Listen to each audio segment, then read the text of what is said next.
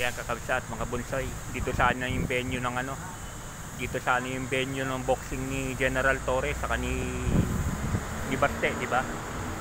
Wala, unang ano talaga, Araneta Coliseum. Pero iniba nila kasi mas mura nga naman dito. Pamasa to eh, Rizal Memorial. Oo. Dito talaga dapat. Naghanda lang nga, dami ng pulis dito. Nahanda nila yung mga ano. Nahanda nila yung mga ano para bukas, 9 o'clock, di ba? Oo. Wala. Talagang ano to si Baste, talagang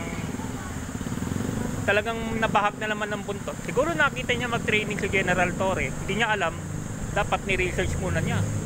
Lang niya, amateur boxer pala yun. Historic to. Itong Rizal Memorial ano, Coliseum. Wala pang Araneta Coliseum.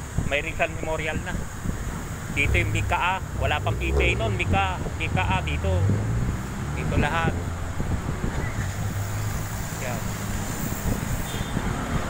Yan o.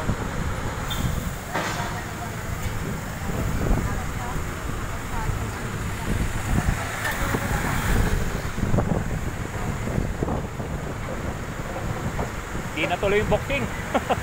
Dapat dyan, di ba? Wala eh, naduwag eh. Yan.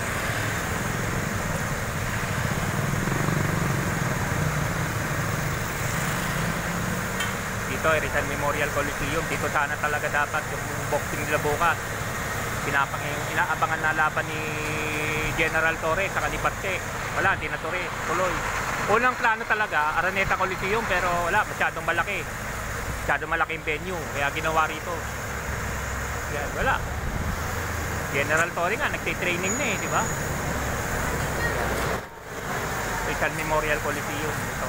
Diba? Iconic to, diba? Wala talaga, naduwag, nabahag yung buntot. Wala tayong magagawa, talagang pumunta ba naman ng Singapore, diba? Kahiya-hiya yun. Diba? Kahiya-hiya sa kanya yun. Diba? Siya naghamon, tapos siya umatras. Pumunta pa ng Singapore, diba? Wala talaga yan. Wala talaga, kaya bulataw eh. Sa Ilocano, bulataw. Madaldal lang. Oo, wala. Pangalawa na to, kay Kawalti Carbonel na naman nun. Hindi na naman sinikot. Barilan naman yun, hindi niya na naman sinikot. Sa Luneta naman yun. Wala. Paano kayo maniniwala sa ano? Saka kwesta ko dyan, ayaw niya magpa-drug test. Hindi magpapa-drug test kasi positive siya eh. Siyempre, kada simula ng boxing match, may sanction ng Games and Amusement Board yan. Kailangan talaga obligatory ang drug test. Wala. Sayang. Ito, dito sana magbo-boxing. Upload videos lang. Wala, talagang ganyan. Dapat si Trillanes, inaabangan ko si Trillanes ang hamunin niya. O, dapat i-call niya na yon, diba? Huwag yung matanda kasi hinahamon. Si Senator Trillanes ang hamunin niya ng boxing, diba?